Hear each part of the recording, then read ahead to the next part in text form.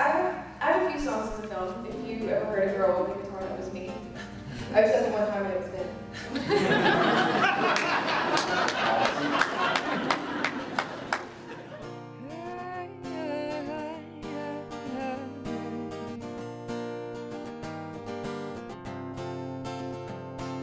It's hard for us to smile when we're waiting in the sadness of this life. It's the time to try again, to push our souls to soar in the sky. We were children once and we looked out upon the universe fearlessly. We sang, how lovely, la la la. How lovely, la la la.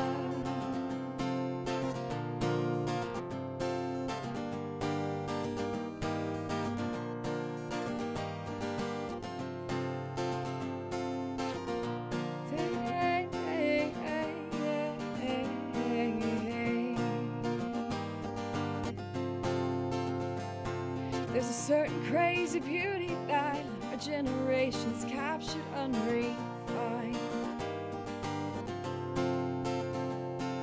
But like everything else, I'm sure we could take it for granted if we try. We were children once. Could I get Ben, Niles, Brian, Ashley, Rachel, and Caitlin to come forward?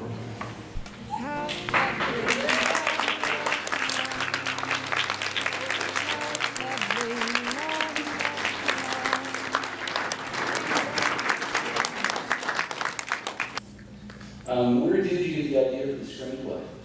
Oh my goodness, the idea for the screenplay. As a writer, there are some times where you have such inspiration to write, and then you kind of lose that inspiration after a while, and you just put it on the back burner, you're going to come back to it later. And that happened to me. I wrote for a couple of months, and then I just lost interest in it. In July of 2009, I was diagnosed with a degenerative eye disease that has left me partially blind in my right eye. And through that, I had to go through a procedure called photodynamic therapy, which put me in the house, because the medication alone made you allergic to the sun for 5 days. So I was in a cave for a while. And the doctors are sitting there telling me, you know, we don't know what's going to happen. There's a good chance that you're going to lose all of your vision. There's a chance that you're going to come back every 3 months and you're going to have to go through this procedure over and over and over again for the rest of your life. And so it was a very daunting thing for me. And while I was at home in my little cave with my blanket huddled in a corner, it hit me that my experience was so very similar to Beth Ann's experience, and I could finally relate to it. And within 2 weeks' time, I had finished the screenplay by writing an additional 50 pages to it.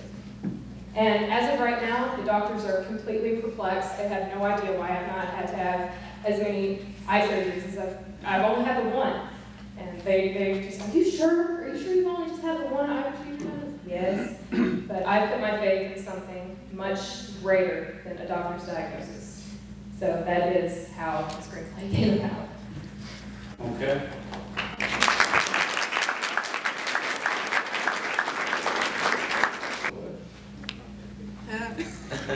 They were all incredibly easy to work with. These are, I think, some of the most talented, undiscovered talent that you will ever see, and we're lucky to have them. And I don't know, if Steve, if you were going to have this happen, but I would really like to have everyone who is involved in this film in any capacity to stand up so that you see how many people had something to do with this film. And just look around the room at how many people contributed to this. And please give them a round of applause.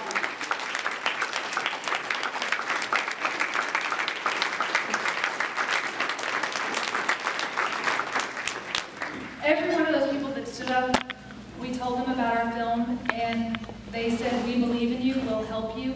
They all worked for free. We all worked for free. Not only were they fantastic actors, but if Nils was not on screen, he was doing Caitlin's car accident makeup. If Ben was not on screen, he was holding a light, he was helping us do anything that needed to be done. They committed to it 100%. And this could not have happened without them. So they made us look good, and I'm very grateful for all of them. Somebody's got to pay for it.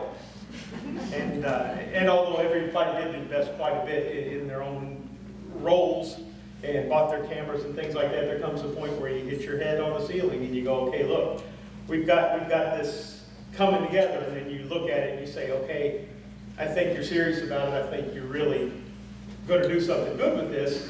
So you start investing money. And you can see that by the venue that we have tonight. There's a lot of people, once we came up with the play, are just as much of a part of being an executive producer, because we had a lot of sponsors, which I think they gave the names, and I'm sure you'll give them again. Because of their sponsorship, we were able to rent the facility for the evening, because they were so committed and had such wonderful ideas. I said, okay, well, let's break out the bank account and see how far we can go. Every bit of this was paid for with cash. We didn't borrow money. You know, God was with us in everything that we did, you know, except for the sound tonight. But no, he was with us, and everybody, like I said, volunteered their time, volunteered their businesses, let us come in on the weekends and use their facility. So executive producer didn't spend near as much as you would think, because there were so many, like I said, so many people involved in what was going on here.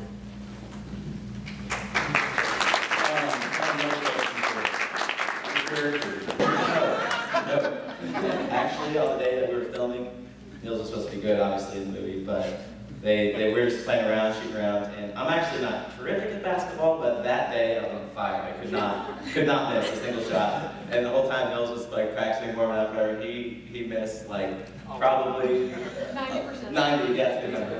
And so anyway, I was like, oh, this is gonna be great. We're gonna have to film one of my shots going in, and then cut to Nils real quick, and then make it look like he made it. But no, it was really fun. They just told us to go out there and just told me to goof around and make it look as ridiculous as possible, which is something that I'm very good at doing. So you're comfortable in that comedic role? Yes. Well, there's a line in Caddyshack where Ted Knight is talking to Chevy Chase, and he says to Chevy Chase, he says, "We know I'm no Steve, I'm no slouch when it comes to playing golf." Chevy Chase says, "Don't sell yourself short, you're a tremendous slouch." Yeah, you gotta be able to laugh at yourself and make other people laugh. So, could you talk a little bit about the comedic role? When Rachel first told me about this movie idea, she started describing it, and I was just like, yes, I'll be in it. Because she had talked about doing a movie earlier, because I was in some of their theater stuff, and I was like, oh yes, I want to be in it, I want to help. Whatever I do, I can be, you know, tree in the background, I'll do whatever you want me to do. I just want to help. And then she went on to describe the movie, and I was like, that's really what I want to do. And so I didn't know anything about my role or anything, and I was for sure I was going to get the lead role, but somehow Nils got that, I'm so sure. But anyway, but yeah, I was probably caused a lot of wasted time on set, just because everyone's trying so hard to be serious, and that's the easiest time to be funny, because when everybody's just can't be funny and they're on camera and everything. But yeah, it was definitely a blast.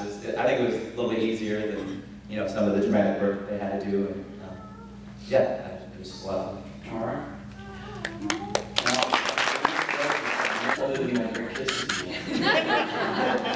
Well, being a romantic lead kind of came natural for me.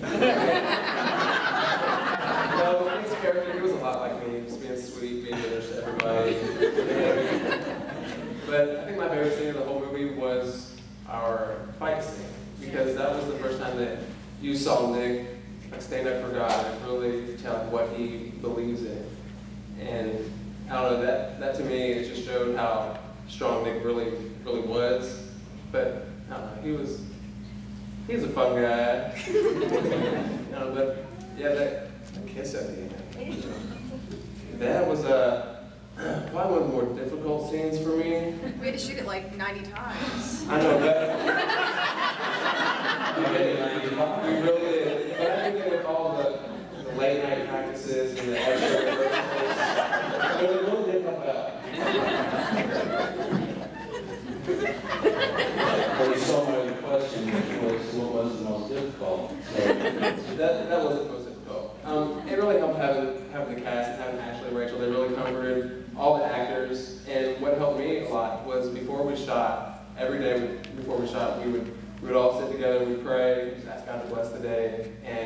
the days would go smooth, and I felt like there was not a real difficult scene for me. And I love doing this. I've always loved doing this, and I plan on continuing to do it. And it was just really awesome to have everyone so supportive. So there wasn't a lot of difficult scenes for me. Well, great. Okay, Caitlin. Can it be fun challenging? Sure can. Yes. That was what it was. I remember something cool about us all learning how to do this at exactly the same time. All of us, like they had done film work before, but coming together and just bringing it to life from the very beginning was something none of us had ever done. And it was so neat to see everyone sort of like, if someone would sort of go down, people would come in and fill in the holes. Like one day I got probably the worst migraine in the entire world, and I was out of it for the scene. So instead of sort of griping at me or making me feel awful, they just let me lay down and brought me rags and coffee, and then they went out and filled other stuff. It was neat. It was a really good feeling of camaraderie. Everyone was on each other's side. It was great. Yes, I have a few songs in the film. If you ever heard a girl with a guitar, that was me. I was at the one time and it was Ben.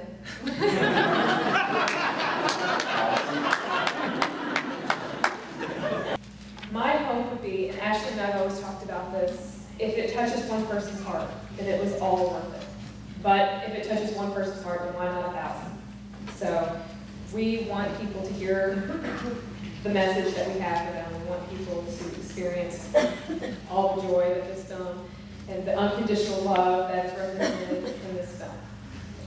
I think that the subject of redemption is such a gorgeous biblical theme, and yet some people manage to make it seem so corny.